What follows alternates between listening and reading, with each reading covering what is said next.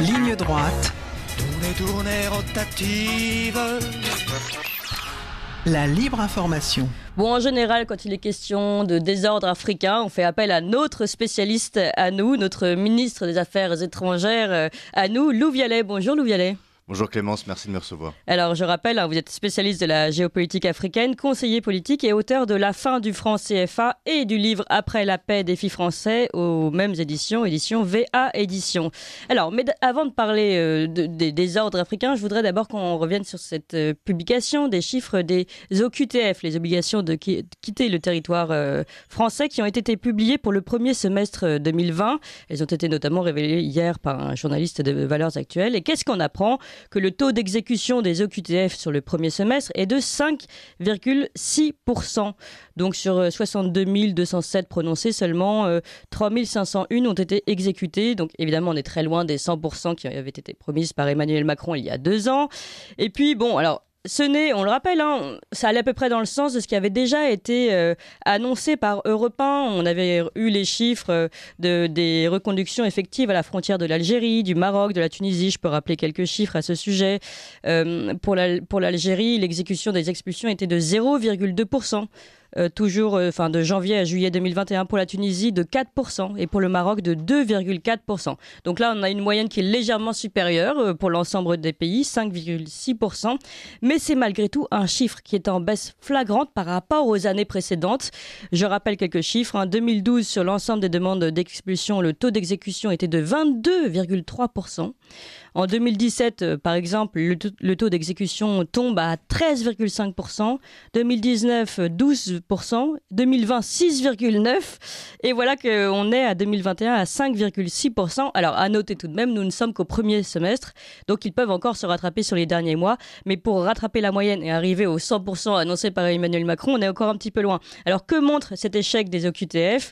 Et peut-être rappeler que depuis, le gouvernement avait annoncé et tapé fort du poing sur la table, diminuer de 50% les visas algériens, notamment 50% pour le Maroc et de 30% pour la Tunisie. Alors, est-ce que ces mesures de rétorsion ont été suffisantes pour se faire respecter ? On n'a pas l'impression, Lou Vialet. Oui, manifestement non. Manifestement, nos règles de droit se fracassent face à la réalité qui est celle de pays d'accueil, de pays d'origine, donc du Maghreb principalement, qui refusent de reprendre leurs migrants, qui refusent de prendre ceux qui sont expulsés et déboutés du droit d'asile chez nous. Mais est-ce que vous connaissez, parmi finalement tous ces déboutés du droit d'asile ou tous ceux qui seraient expulsables, est-ce que vous connaissez Monsieur Feta Malki ? Non. Est-ce que ce nom vous dit quelque chose ? C'est le complice, l'homme qui a armé Mohamed Merah. Ah oui. Il fait partie de ceux qui étaient dans la charrette, d'une certaine manière, de ce mois-ci, qui devaient partir de France.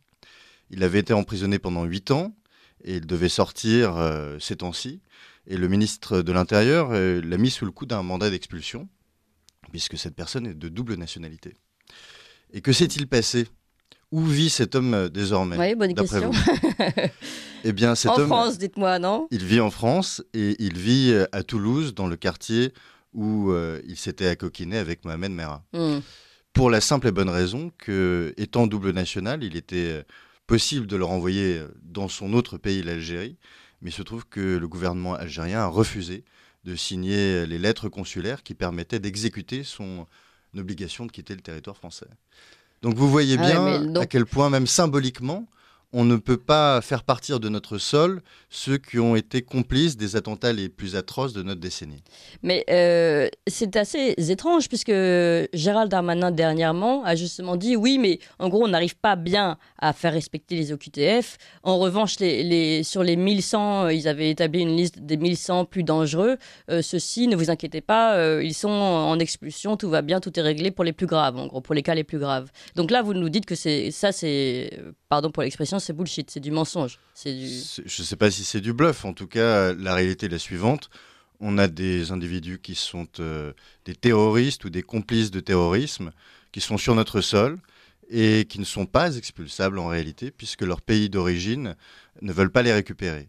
Et donc c'est valable à la fois pour ces individus très dangereux, mais aussi pour tous les sans-papiers qui viennent chez nous pour trouver du travail et qui se retrouvent à la rue ou dans la délinquance et qui ne reviennent pas chez eux tout simplement parce que leur pays d'origine ne veulent pas les récupérer. Pour une raison qui est assez simple d'ailleurs, et je ne dis pas qu'il faut l'admettre, mais il faut la comprendre.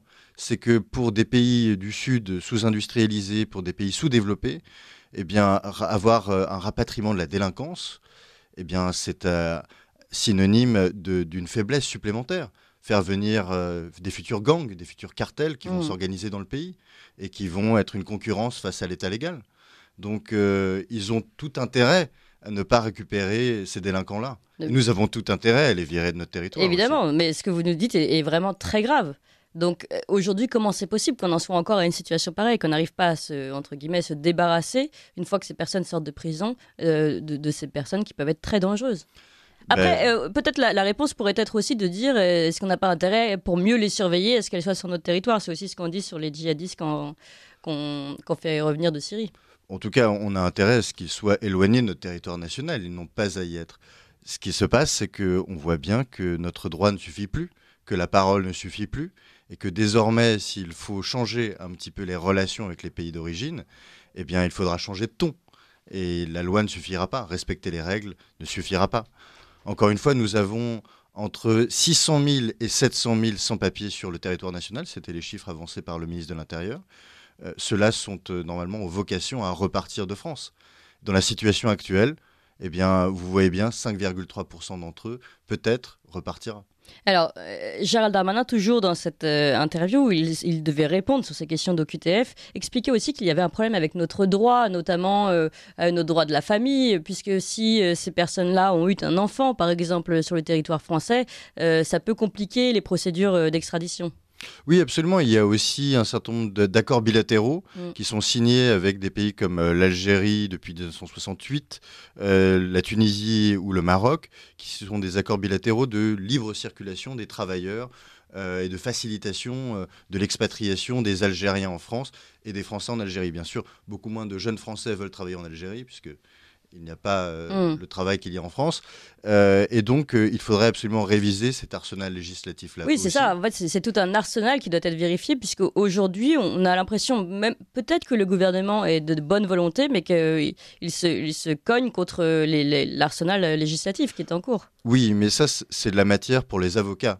En revanche, une fois qu'on est d'accord pour expulser ces gens-là, on restera face au refus de leur pays d'origine. Et donc, au-delà du droit, au-delà de nos règles, quand bien même on les change, et quand bien même on les change pour le mieux, eh bien, on se retrouvera face à un refus de respecter les règles de la part de nos pays qui sont en face de nous dans la Méditerranée. Alors, qu'est-ce qu'il faut faire, puisque Emmanuel Macron a eu l'impression de taper du poing sur la table en annonçant notamment qu'il divisait les visas de moitié. Est-ce que c'est suffisant? Qu'est-ce qu'il faut faire de plus? Alors, souvenez-vous ce qui s'était passé. J'étais venu à votre micro et on avait compris que le président Tebboune, à la suite de ces déclarations du président Macron, avait d'une part fermé l'espace aérien au survol des avions français, c'est-à-dire que ça mettait 2 fois plus de temps pour nos troupes d'accéder à la force Barkhane située au Mali. D'autre part, il avait menacé de rompre toute coopération avec la France. Eh bien, le jour même ou le lendemain, Emmanuel Macron avait présenté des demi-excuses et avait entrouvert la porte pour une reprise des négociations et montrer qu'il était plus doux finalement avec le régime algérien. On se couche face à des États voyous qui nous dictent leurs lois, qui ne veulent pas rapatrier leurs migrants, qui ne veulent pas rapatrier leurs délinquants. Et cette situation-là, je vous pose la question, est-ce qu'elle peut durer longtemps? Est-ce que pendant longtemps, on peut absorber les Algériens, les jeunes Algériens qui ne trouvent pas de travail en Algérie, les jeunes Tunisiens qui ne trouvent pas de travail en Tunisie? Et est-ce qu'on peut être le réceptacle de toute la délinquance de la Méditerranée? Non. Ouais. Donc là, c'est vrai que d'après ce que vous nous décrivez, forcément, si on commence à montrer des formes de faiblesse au cours de nos négociations, on n'arrive plus à se faire respecter. Donc là, on est aujourd'hui un peu dans une impasse à ce niveau-là. On est complètement dans une impasse et on leur fait sentir à ces États voyous de la Méditerranée qu'ils ont un rapport de force suffisant pour nous imposer leur vue. Notamment en utilisant aussi les diasporas qui sont présentes sur notre sol et en les transformant en force politique et en force de pression. Tout à fait. On a entendu le discours notamment de l'ambassadeur. Absolument, de l'ancien ambassadeur algérien en France, à Paris notamment, qui avait prononcé ces paroles en disant aux Algériens de France de s'organiser pour peser dans la vie politique. Eh bien, encore une fois, si on laisse faire ces choses-là, eh bien, dans les années qui viennent, on aura de plus en plus d'Algériens sur notre sol et on aura de moins en moins de marge de manœuvre pour pouvoir véritablement assumer notre loi et nos intérêts. Alors, vous parliez des forces Barkhane tout à l'heure. Les forces Barkhane ont été aussi visées depuis jeudi dernier par des oppositions au passage d'un convoi logistique par les Burkinabés, des jeunes Burkinabés. C'était un convoi logistique qui partait de la Côte d'Ivoire, qui devait rallier les bases militaires de Niamey au Niger et de Gao au Mali. Et il est toujours bloqué aujourd'hui au Burkina Faso à la suite des manifestations qui donc empêchent son passage. C'est toute une jeunesse burkinabé qui est à l'origine du blocage et qui accuse l'armée française d'apporter des armes aux djihadistes. Alors comment on arrive à une telle ineptie alors que le convoi doit justement ravitailler des militaires de l'opération Barkhane qui elle-même lutte contre le terrorisme? Oui, on est en train de marcher sur la tête, c'est-à-dire qu'on a des soldats français, 60 camions qui viennent ravitailler la force Barkhane, qui donc se bat pour la sécurité du Sahel et notamment la sécurité du Burkina Faso. Qui perdent des vies au passage. On a 57 morts depuis 8 ans. On a amené une partie de l'Europe dans ce théâtre d'opération où l'on mène les opérations. Et voici qu'une partie de la population, et on va comprendre pourquoi, accuse les soldats français d'être à l'origine du terrorisme et du redoublement de la violence dans leur sous-région. Donc on marche complètement sur la tête. Alors pourquoi Comment en est-on arrivé là, en fait, à ce point de désinformation? Alors justement, oui, je suis venu plusieurs fois aussi parler ici de désinformation et qui accompagnait le développement d'une forme d'instabilité et presque de chaos à notre porte sud. Il y a plusieurs éléments à cela.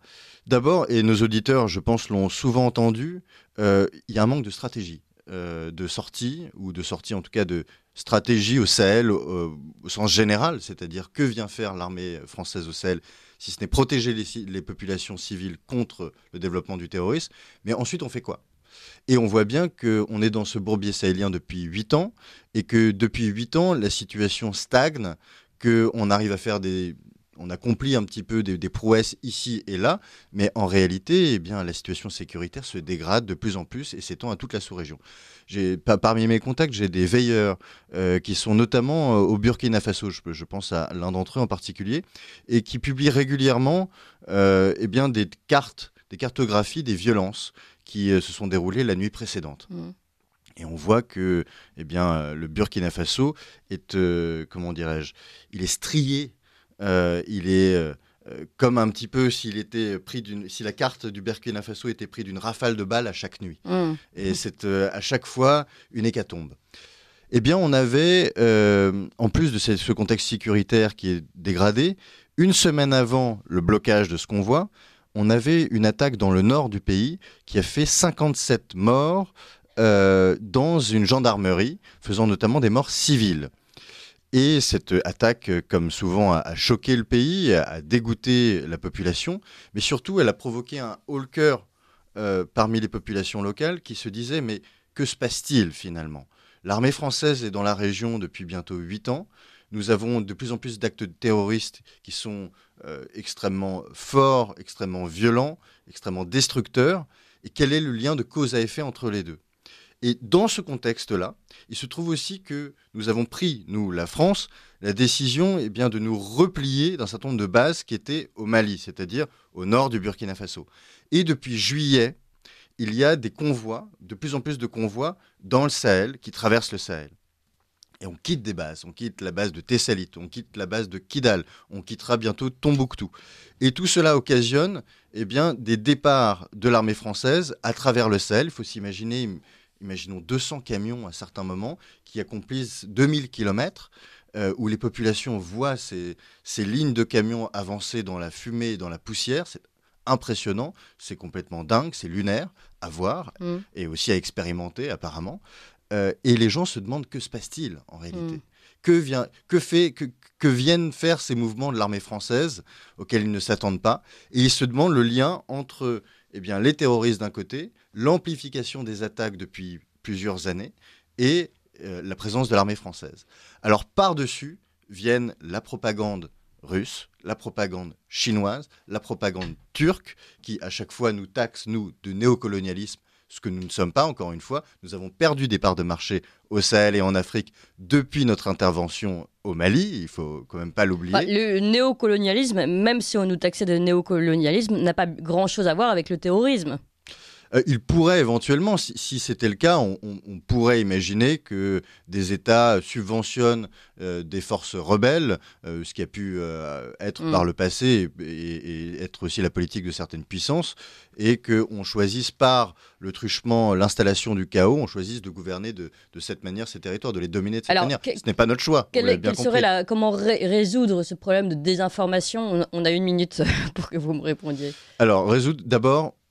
Avant de terminer ce problème, avant de conclure ce problème, c'est pointer les désinformateurs. Pointer les désinformateurs dans la propagande d'État, mais pointer aussi les figures qui désinforment. Et il y a notamment des Français, comme Kémy Séba, par exemple, qui est une nationalité française d'origine béninoise, qui sont des instruments de propagande de masse.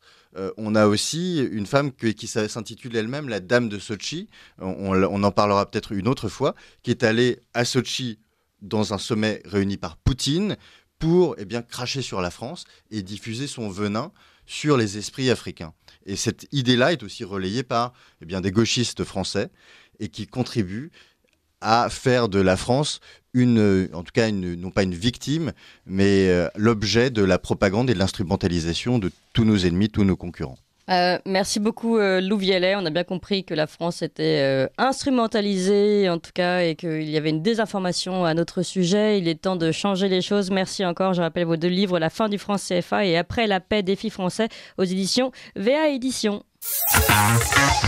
7h, 9h sur Radio Courtoisie. Suivez la ligne droite.